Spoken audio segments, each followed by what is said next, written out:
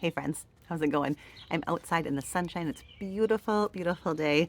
I'll be doing some gardening later, but this morning, as I was kind of working on some of the descriptions on my videos and things like that, a lot of things could come up about homesteading. A lot of the things I watch on YouTube personally are homesteading videos. There's a lot of things I do that aspire to be homesteading, but am I a homesteader? So I did a little research. Okay, the original Homestead Act in America was meant for people to go out and find land, and they were given 160 acres of land if they were 21 years old, head of their household, and then if they met some of these conditions. Conditions like they had to live there, they had to build a home there, they had to farm the land, and they had to make improvements to the land. So I am not in the 1800s. But I do own this land. I do live here. We have a house here. Farm, I garden. I create our own food out of here. So I'm going to give myself a yes and make improvements on the land. Definitely. We've made tons and tons of improvements here. Now, did we get a patent for this land for free? Nope, not so. That is actually all done with. There's actually no free land available from any state in the United States anymore. Okay, it's gonna get loud. There's an intruder in the neighborhood. Everybody's all really worked out. These yahoos are running around like crazy people. Here they go. 1, 2, go. All right, so the Homestead Act started in 1862 is when it was first enacted, and the first man to take advantage of this was a man named Daniel Freeman, and he got 160 acres, and he got his land in Nebraska. So he started the whole thing off. It went on in some fashion for 123 years. The last guy to take advantage of this and get a patent for land under the Homestead Act was up in Alaska, a guy named Ken something or other. I don't remember off the top of my head. And that was in 1974, and he got 50 acres up in Alaska. After that, the act was officially taken off the books, and that doesn't exist anymore. However, there are cities that give away land, and you would have to look into that on your own. I don't know. But as of right now, no state does anything with free land anymore, and the Homestead Act is done. So I guess technically, by the old definition of homesteader, I am not a homesteader, even though I do many things that are homesteader-ish. However, if you take into account modern homesteading, which is what we see on social media all over the place now, all of the people that are homesteaders now probably didn't get their land in the Homestead Act unless they inherited it from somebody else. But what they call now is modern homesteading, and that definition is a little bit more murky. I went online and I went on some videos I saw, and I made a list of things I found that people call a definition of a modern homesteader. So here they are, one at a time.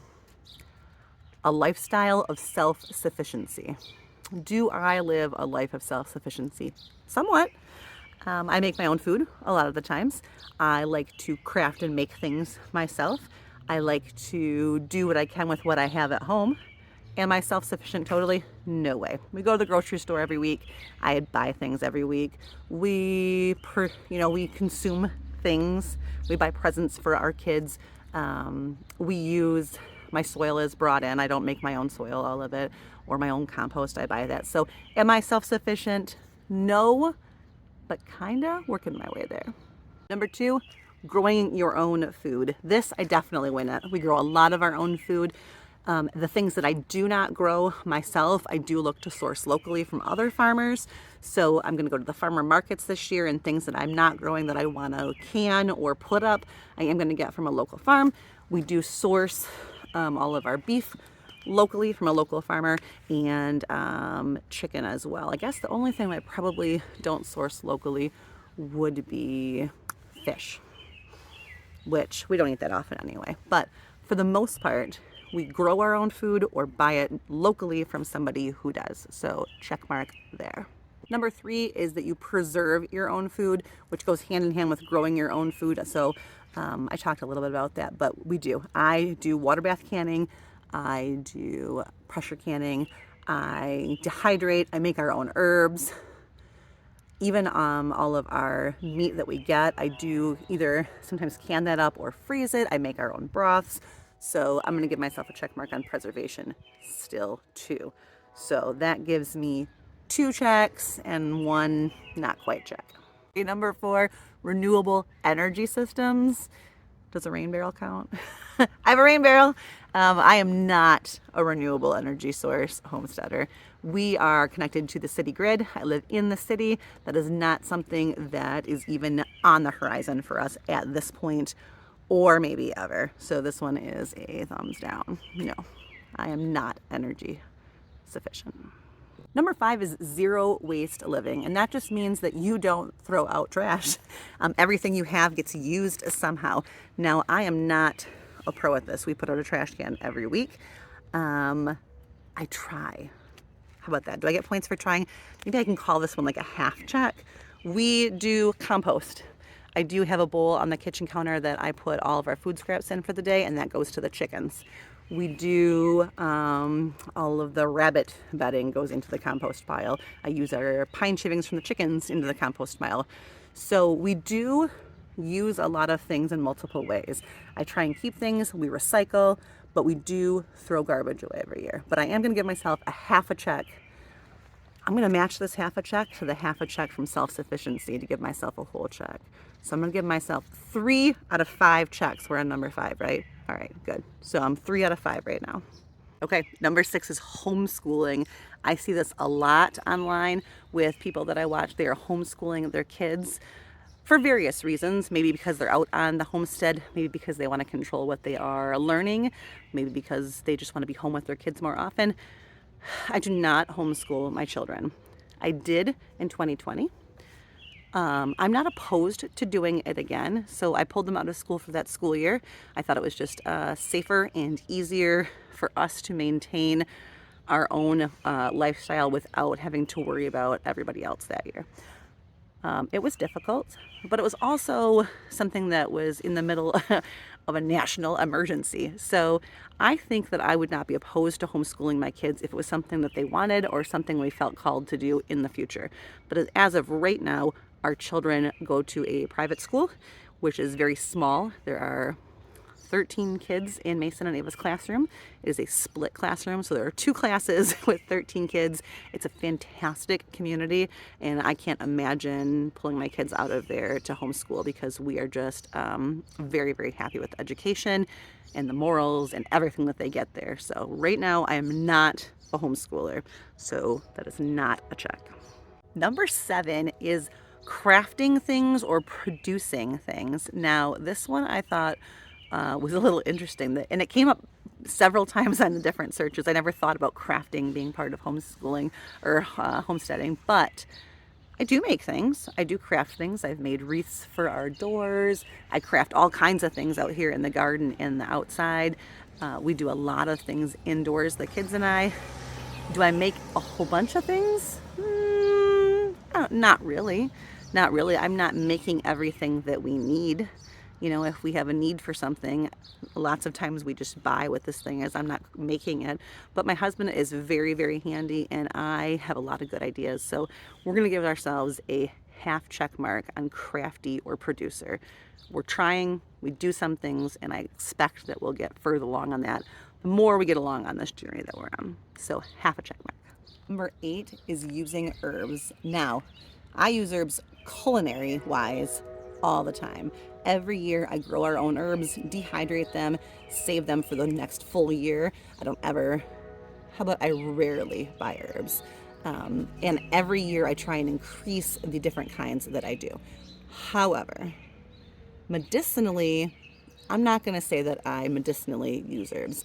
I use them for their medicinal properties. I'm very interested in it. So I do use things like we turn those violets into bath salts because violets have got properties that are good for your skin. I do feed my chickens dandelions because they're good for them. I'm growing borage and lemon balm and things like that around the chicken coop because those are good for the chickens. Oregano is good for them. I am going to make some skin balms and some skincare products with herbs that are good for sensitive skin because Ava's got sensitive skin. So I'm using them for those properties. However, Am I replacing modern medicine with herbal remedies? And the answer to that is no. We have a regular healthcare provider, and Brett and I both have got some medical things that we're working on that have real world medical needs. So, and I don't want to get into this too much, but we use modern medicine and herbal supplemental things as well. So for herbs, I'm going to give myself a half a check. Half a check. Okay, number 9 is funny. Number 9 is they make their own clothes. I don't see very many people at all making their own clothes anymore. I see a lot of homesteaders thrifting their clothes, buying them at thrift stores, or reusing things. Actually physically making clothes, that is not in my wheelhouse, and I don't imagine it to be anytime soon.